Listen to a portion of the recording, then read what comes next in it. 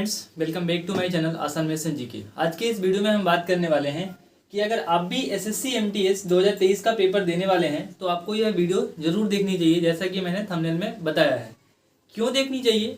Selection यहीं से होगा। रीजन इज दैट क्योंकि इस बार का जो पेपर है रीजनिंग और मैथ्स सिर्फ क्वालिफाइंग है, और उसमें एक चीज़ मेंशन था कि जनरल कैटेगरी के लिए इतने % मार्क्स चाहिए और ओबीसी के लिए इतने चाहिए, एसटी एससी के लिए इतने चाहिए। तो वहाँ पे कंप्लीट ये नहीं है कि इसके लिए एक मिनिमम परसेंटेज क्वालिफाइंग का जो कटअप है वो जारी होगा, ऐसा कुछ भी नहीं है। आरटीआई के द्वारा भी यही बताया गया कि please read the notification carefully, जब इसमें आरटीआई लगाया गया था तो ठीक है। तो अभी हम जानेंगे कि ऐसी कौन सी चीज़ें हैं जिस वजह से हमारा सिलेक्शन बहुत अच्छे तरीके से हो सकता है। एक तो सर मैथ्स और रीजनिंग अगर ऐसा है तो आपको बिल्कुल भी उसमें टाइम देने की जरूरत नहीं है, बट मेरे पे आप डिपेंड मत रहिए, आप डेफिनेटली उसके लिए प्रिपेयर रहिए। लेकिन अगर ऐसा है कि सिर्फ क्वालिफाइंग है 30%, 20%, 40%, तो आपको नहीं पढ़नी चाहिए मेरे हिसाब से। इतनी मैथ्स तो आपको आती है, तुक्का भी लगाएंगे ABC करके तो डेफिनेटली आप पास हो जाएंगे क्वालिफाइंग में। अब बात करते हैं सर इंग्लिश और जीके जीएस की। तो जीके जीएस के लिए सबसे मैंने बहुत सारी वीडियोस ऑलरेडी बनाए हैं कि जीएस को कैसे रिटेन करें लॉन्ग टाइम तक, किस तरह से हम अपना नोट्स प्रिपेयर करें, कौन कौन से बुक्स फॉलो करें। कंप्लीट वीडियोस मैंने ऑलरेडी बना रखे हैं, तो आपको उन वीडियोस को भी जरूर देखना चाहिए। देखिए सर, सबसे पहली बात कि जो भी लोग मेरे वीडियोस को देखते हैं, अगर उनको मेरे वीडियोस से किसी भी तरह का वैल्यू मिलता है, ऐसा लगता है कि नहीं कंटेंट में वाकई कुछ है, तो डेफिनेटली आपको मेरे आने वाले वीडियोस को जरूर देखना चाहिए और चैनल को सब्सक्राइब करना चाहिए। लेकिन अगर आपको लगता है कि मैं कुछ चीज़ें बताता हूँ जो आपको पसंद नहीं आ रहा है, तो डेफिनेटली आप सीधा यहाँ से निकलिए और चले जाइए। Thank you. बाकी की सर चीज़ें हम बताएंगे। सबसे पहले स्टैटिक जीके और economics, history, polity, geography, current affairs, physics, chemistry और बायोलॉजी। कितने कितने क्वेश्चंस पिछले दिनों पूछे गए थे, मतलब कि 2022 में जब 21 वाला पेपर हुआ था। तो सबसे पहले हम बात करते हैं सर स्टैटिक जीके की। तो यहाँ पे 6 से 7 क्वेश्चन स्टैटिक जीके से बने थे, और इसमें से क्या क्या टॉपिक थे बता देता हूँ। Classical dance, folk dance, festivals, musical instruments, paintings, folk art, martial arts, awards, days, international organisations, national park, major sites, जितने भी साइट्स होते हैं, रामसर साइट्स हो गए ये सारे। उसके अलावा स्पोर्ट्स, टेम्पल, जितने भारत में जितनी मंदिर हैं, दक्षिण भारत में जितनी मंदिर हैं, उनकी स्थापना किसके शासनकाल में हुई थी, कौन से शैली में बनाई गई है। इस टाइप के क्वेश्चन जो बनते हैं टेम्पल्स पे आते हैं, ठीक है।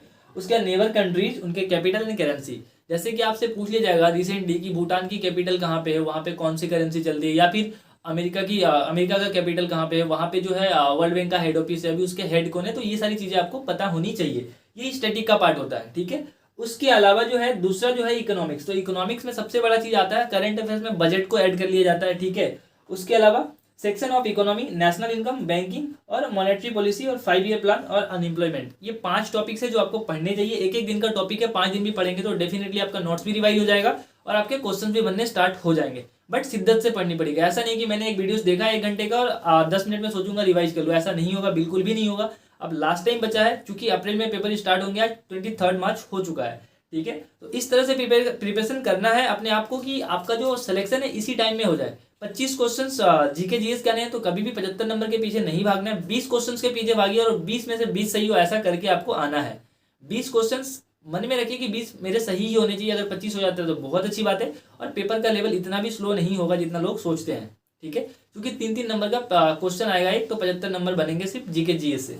अब बात करते हैं सर हिस्ट्री में। तो हिस्ट्री में सबसे पहले रिवर्स मोड में आना है। सबसे पहले मॉडर्न हिस्ट्री और मिडाइवल हिस्ट्री से ज्यादा क्वेश्चन नहीं बनते, तो मैं ये नहीं कहूंगा कि मिडाइवल हिस्ट्री को आप स्किप कर दीजिए, बट उसमें कुछ चीजें आपको पढ़नी पड़ेंगी। लेकिन एनिसेंट हिस्ट्री और मॉडर्न हिस्ट्री से बहुत ज्यादा क्वेश्चन बनते हैं, जिसमें से हड़प्पा सभ्यता से लेकर इंडस वैली सिविलाइजेशन से लेकर आजादी तक 1947 तक जो भी चीजें हुई थी, मतलब मिडाइवल हिस्ट्री को छोड़कर एनिसेंट और मॉडर्न वाले को ज्यादा फोकस करना है। 1857 का क्रांति हो गया, या फिर 1942 का जो क्विट इंडिया मूवमेंट हो गया, या फिर चंपारण आंदोलन हो गया, गांधी युग हो गया, इनको आपको डेप्थ में जाके पढ़ना है। मुगल सल्तनत हो गया, दिल्ली सल्तनत हो गया, ठीक है। और जितने भी बाबर के टाइम पे कौन कौन स्थापित कला बने थे, ठीक है, मुगल के टाइम पे, तो उन सब चीजों को आपको डेप्थ में जाके पढ़ने की जरूरत है।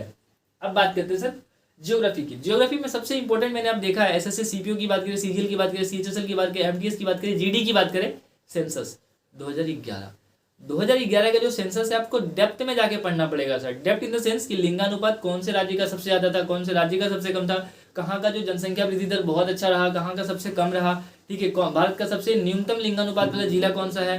तो इस हिसाब से जो चीजें हैं आपको डेप्थ में जाके पढ़ने की जरूरत है। उसके बाद दूसरा आता है सर रिवर्स, जितने भी नदियां हैं। उसके अलावा है आपका वाटरफॉल, जितने भी जलप्रपात हैं उनको पढ़ने पड़ेंगे।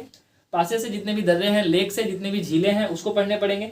सॉइल, जितनी भी मृदा है, ट्रांसपोर्ट हो गया, ये पढ़ना पड़ेगा। सोलर सिस्टम, सबसे बड़ा ग्रह, सबसे छोटा ग्रह, ठीक है, चमकीला ग्रह, उसके उपग्रह कितने हैं, उसके उपग्रह कितने नहीं हैं, इनमें से कौन सा है जो कथन असत्य है, सत्य, इस टाइप के जो क्वेश्चंस बनते हैं आपको डेप्थ में जाके पढ़ने की जरूरत है।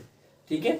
अर्थ कॉन्टिनेंट, जितने भी अपने कॉन्टिनेंट से जितने भी द्वीप हैं उनको पढ़ना पड़ेगा। ट्राइब, भारत में वर्ल्ड में जितनी भी जनजातियां हैं, भारत में जितनी भी जनजातियां, ये सारी चीजें आपको बुक्स में मिल जाएगी। ऑलरेडी मैंने बुक्स बताया है, मैंने बताया था कि how to read Lucent in 3 months और 1 मंथ और 2 मंथ्स, तो आप उस वीडियो को जाके जरूर देख लीजिएगा। डेफिनेटली आपको वीडियो देखना चाहिए। अगर आप एस्पेरेंट हैं, आप अगर जीके जीएस के लिए प्रिपरेशन कर रहे हैं, तो आपके पास लूसेंट वाली बुक तो होती ही होंगी।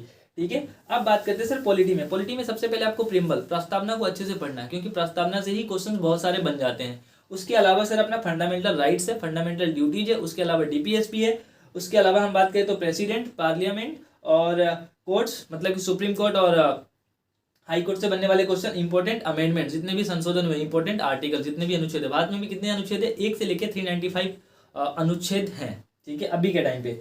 अब बात करें करंट अफेयर्स की, तो करंट अफेयर्स पेपर जो है अप्रैल में होगा, तो लास्ट ईयर के जून से अप्रैल मई को नहीं बोलूंगा मैं, जून से लेकर रिसेंट के जब एग्जामिनेशन होगा उससे 15 दिन का करंट अफेयर्स आपके माइंड में होना चाहिए, डेफिनेटली होना चाहिए। या तो आप मंथली कर लीजिए या फिर आप ईयरली कर लीजिए, किसी भी पब्लिकेशन का बुक उठाइए। क्वेश्चंस का जो लेवल होता है सेम ही होता है, करंट अफेयर्स चेंज नहीं होता। अगर आपसे पूछ लिया जाए कि ओडिशा के मुख्यमंत्री कौन है, तो आप एडुटेरिया की बुक लीजिए, करंट अफेयर्स की किसी भी की बुक लीजिए, वही लिखा रहेगा जो है ऑलरेडी।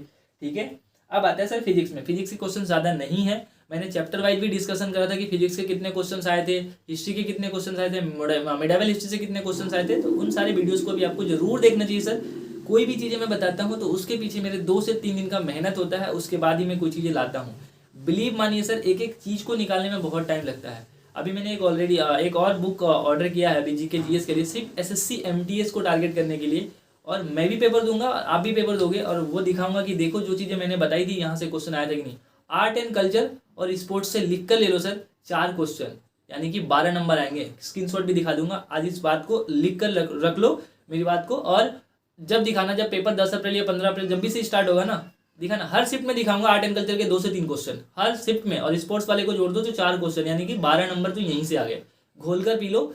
ऑलरेडी मैंने वीडियोस बहुत सारे बनाए हैं और आने वाले दिनों में बनाने वाला हूँ, क्योंकि अब रुकना नहीं है, इसी साल कंप्लीट करना है। ठीक है। उसके अलावा energy, work, measurements, motion, power, sounds, light, gravitation, invitation, ये ऑलरेडी मैंने ग्रुप डी का जब पेपर बना रहा था ना, तब मैंने ये सारी चीज़ें पढ़ा दी है। तो आप उन सब वीडियोस को भी जाकर देखोगे तो डेफिनेटली आपका जो काम बन जाएगा। केमिस्ट्री में थोड़ा सा चीज़ें आपको पढ़नी पड़ेगी, केमिकल रिएक्शंस और केमिकल फॉर्मूलेस, बस पीएच वैल्यू, ये सारी चीज़ें होती है, डेट्स इट। इसके अलावा आपको कुछ भी पढ़ने की जरूरत नहीं है। पीरियोडिक टेबल को थोड़ा सा पढ़ लीजिएगा बस, फिजिक्स से ज़्यादा क्वेश्चंस नहीं बनते हैं। और बायोलॉजी की बात करें तो डिजीज और विटामिन पढ़ने हैं आपको, नर्वस सिस्टम पढ़ लेना है, डाइजेस्टिव सिस्टम, उसके अलावा हार्मोन्स पढ़ना है, स्केलेटल सिस्टम, मतलब कि ये जो कंकाल तंत्र है, बस इसके अलावा कुछ भी नहीं पढ़ना। तो ये सारी जो चीज़ें थी हमारे सिलेक्शन में बहुत बड़ा योगदान देगी सर, क्योंकि इंग्लिश के लिए मैंने ऑलरेडी बहुत सारे वीडियोस बनाए हैं, जीके के लिए भी बनाए हैं, बट ये लास्ट मोमेंट वाला जो चीज़ होता है ना, पढ़ने तो आपको बहुत सारी चीज़ें, बट इसमें जो चीज़ें मैंने बताई है, ये स्लाइड देख लीजिएगा, इनको आपके टिप्स पे होने चाहिए। अगर आपसे पूछ ले कि डीपीएसपी क्या है, कौन से आर्टिकल के अंतर्गत आता है, कौन से भाग के अंदर भाग 4 आता है, ठीक है, 1 से 35 के बीच आता है, तो ये सारी चीज़ें आपको याद होनी चाहिए एक बार में। आर्टिकल 108 क्या कहता है, आर्टिकल 101 क्या कहता है, आर्टिकल 79 क्या है, ठीक है, 42वां संविधान संशोधन के अंतर्गत कौन सी चीज़ें को जोड़ी गई थी, 18 साल से कम उम्र वाले 18 साल कौन से आर्टिकल अमेंडमेंट के तहत जोड़ा गया था कि 18 साल के लोग हैं जो वो वोट दे पाएंगे, कौन से टाइम पे, पीरियड पे, और उस टाइम पे कौन प्रधानमंत्री थे। ऐसे भी क्वेश्चंस बनते हैं अगर पेपर को टफ बनाना हुआ तो।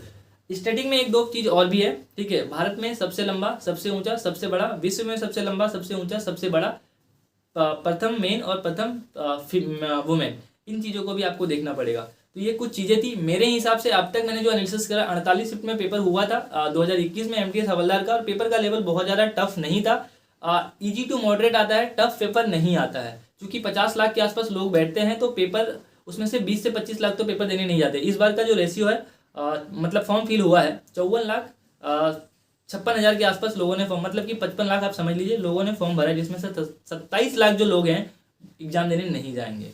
उनका सिर्फ ड्रीम होता है, वीडियोस देखते हैं और ये सारी चीज़। और एक चीज़, यूट्यूब में कभी भी आके ये सर्च मत कीजिए how to crack SSC MTS 2023 in 1 month, नहीं होगा, क्योंकि जो 16 घंटे 3 साल से पढ़ रहे हैं उनका नहीं होगा तो आपका होगा सर।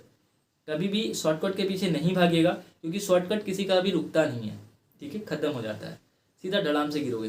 तो मेहनत कीजिए, टाइम दीजिए। वीडियो पसंद आया हो तो ही इस चैनल को सब्सक्राइब कीजिएगा, एक लाइक कीजिएगा, नहीं तो और ऑलरेडी यूट्यूब पे बहुत सारे चैनल है, आप जाइए बकवासबाजी देखिए, किस टीचर ने किसको क्या बोला, उसका कंटेंट कैसा है, कौन किसको क्या देगा, ये सारी चीज़ों में आप उलझे रहिए। इस वीडियो को यहीं रख सकते हैं। Thanks for watching this video, और मिलते हैं नेक्स्ट वीडियो में। तब तक के लिए अपना ख्याल रखिएगा। जय हिंद, जय भारत।